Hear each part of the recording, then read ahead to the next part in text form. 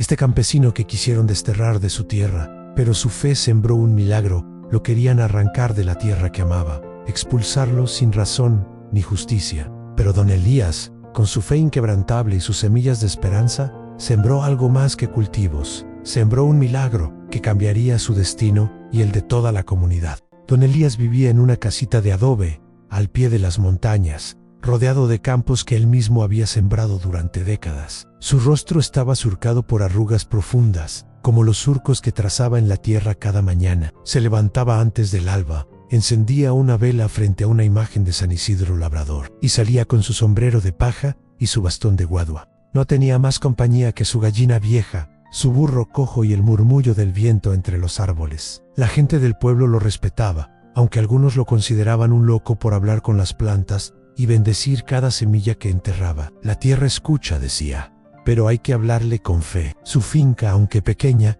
siempre daba frutos generosos. En tiempos de escasez, don Elías compartía lo que tenía sin pedir nada a cambio. Nunca se quejaba, ni siquiera cuando la lluvia tardaba en llegar o cuando el burro se le enfermaba. Una tarde, mientras recogía tomates, vio llegar una camioneta negra que levantaba polvo en el camino. De ella bajó un hombre elegante, con gafas oscuras y un maletín de cuero. Era el nuevo funcionario de tierras, enviado por el gobierno regional. Con voz seca y mirada altiva, le entregó un documento. Tiene 30 días para desalojar. Esta tierra será destinada a un proyecto turístico. Don Elías leyó el papel con calma. No entendía todas las palabras, pero sí comprendía el mensaje. Lo querían fuera sin más, sin juicio, sin explicación. El hombre se marchó sin esperar respuesta, dejando tras de sí el olor a perfume caro y amenaza. Esa noche, don Elías no durmió. Se sentó junto al fogón, mirando las llamas bailar. No lloró. Ah, no, maldijo. Solo oró: Señor,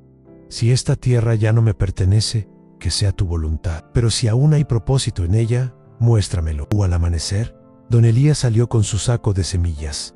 No para cosechar, sino para sembrar. Pero esta vez no lo hizo en hileras rectas. Caminó por el campo y trazó una cruz con sus pasos, dejando caer semillas en cada punto. Era su forma de consagrar la tierra, no como protesta, sino como acto de fe. Los vecinos lo miraban desde lejos. Algunos se acercaron a preguntarle qué hacía. Él solo respondía: estoy sembrando esperanza. Los días pasaron. El rumor del desalojo se esparció por el pueblo. Algunos lo lamentaban. Otros decían que era hora de modernizar la región. El funcionario regresó con más papeles, esta vez con amenazas legales. Don Elías los recibió con la misma calma. No firmó nada, no discutió. Solo seguía sembrando. Una noche, una tormenta azotó la región. Lluvia intensa, rayos, viento. Los cultivos de muchos vecinos se perdieron. Árboles caídos, caminos bloqueados. Pero al amanecer, la finca de don Elías estaba intacta. Y en el centro del campo, donde había sembrado la cruz, brotaban los primeros tallos verdes. La gente comenzó a hablar de milagro. Algunos decían que era suerte, otros que don Elías tenía un pacto con el cielo. Él solo sonreía y seguía trabajando. Una semana después de la tormenta, llegó al pueblo un periodista. Había escuchado sobre el anciano que resistía el desalojo con oración y semillas. Y su historia había comenzado a resonar más allá de las montañas y los valles que rodeaban la finca de don Elías. Movido por la curiosidad y el deseo de contar una historia de esperanza en tiempos difíciles, decidió viajar hasta ese pequeño rincón olvidado para conocer al hombre que parecía desafiar al destino. El periodista fue recibido con la sencillez que caracteriza a don Elías en la humilde cocina. El aroma del café recién hecho se mezclaba con el olor a pan de yuca que don Elías había preparado con sus propias manos. Mientras compartían la comida, el anciano comenzó a relatar su historia, no con palabras grandilocuentes, sino con la calma y la sabiduría que solo los años pueden otorgar. Habló de su infancia, cuando su padre le enseñó a sembrar y a respetar la tierra como un ser vivo,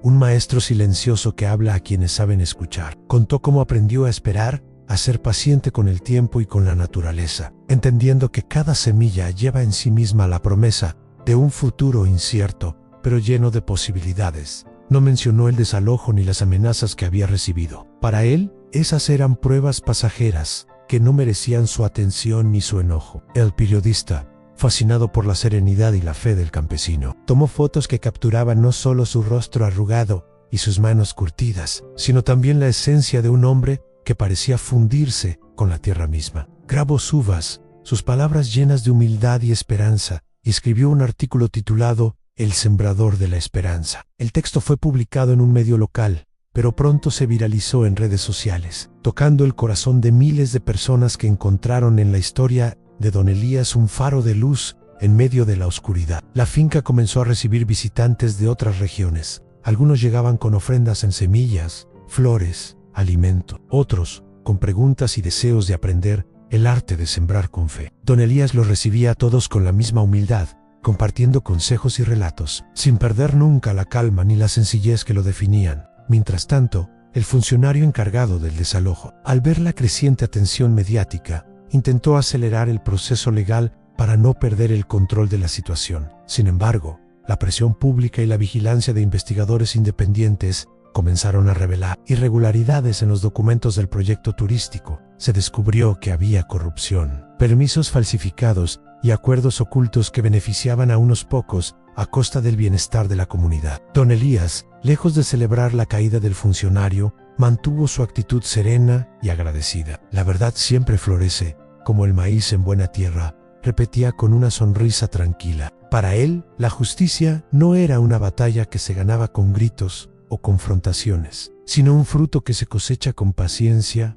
fe y trabajo constante. Con la ayuda de los vecinos, Don Elías decidió construir un pequeño altar en el centro de la cruz que había sembrado con tanta fe. No era un altar grandioso ni elaborado, sino uno sencillo hecho de barro, moldeado con sus propias manos y las de quienes se unieron a su causa. Decoraron el altar con piedras lisas que recogieron del río cercano, flores silvestres que crecían en los bordes del campo y hojas frescas que traían cada mañana. En el centro colocaron una vela que parecía simbolizar la luz de la esperanza, una imagen de San Isidro Labrador, protector de los agricultores, y una pequeña Biblia que Don Elías había guardado desde su juventud. Cada tarde, al caer el sol, el altar se convertía en un punto de encuentro para quienes buscaban un momento de paz y reflexión. Don Elías no imponía ninguna religión ni doctrina, simplemente ofrecía un espacio de silencio, tierra y fe. Allí, la gente podía sentarse, orar, meditar o simplemente encontrar consuelo en la compañía de otros.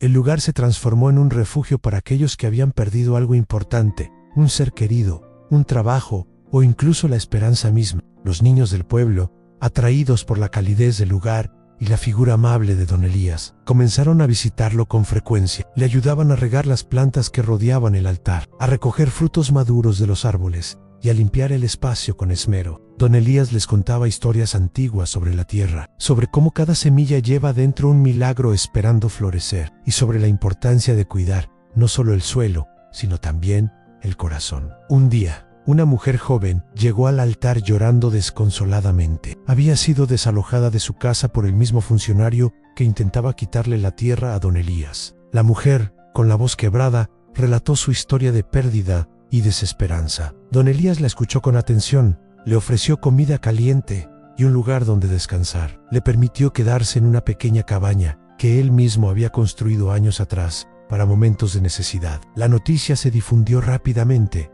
y pronto otros vecinos comenzaron a ofrecer ayuda, ropa, alimentos, trabajo temporal. La comunidad, inspirada por el ejemplo de Don Elías, se organizó para apoyar a quienes habían sido afectados por las injusticias. Se formaron grupos de trabajo para reparar casas, cultivar huertos comunitarios y compartir recursos. La finca dejó de ser solo propiedad de Don Elías. Se convirtió en un símbolo de unión, solidaridad y resistencia. El caso llegó a los tribunales con una mezcla de esperanza y tensión que se sentía en cada rincón del pueblo. Don Elías fue citado para presentarse en la audiencia, un hombre sencillo que viajó al pueblo vecino con su sombrero de paja y su bastón de guadua, sin abogado ni documentos legales, solo con una bolsa llena de semillas, símbolo de su fe y su compromiso con la tierra. La sala del tribunal estaba llena de murmullos y miradas curiosas. El funcionario encargado del desalojo presentó sus argumentos con voz firme y segura, hablando de progreso, inversión y desarrollo económico. Expuso planes de construcción,